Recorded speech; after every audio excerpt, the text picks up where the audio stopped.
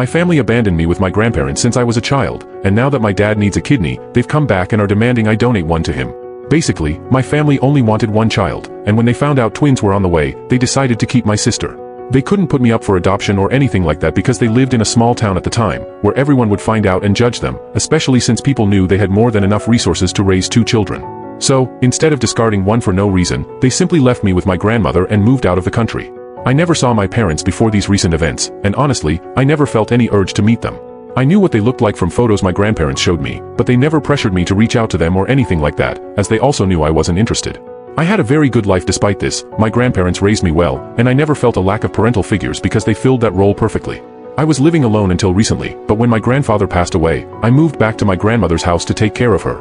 Everything was going fine until about a week ago when my grandmother asked to talk to me and said my parents were coming to visit her. They'd never done that before, and honestly, I wasn't happy about it and didn't want to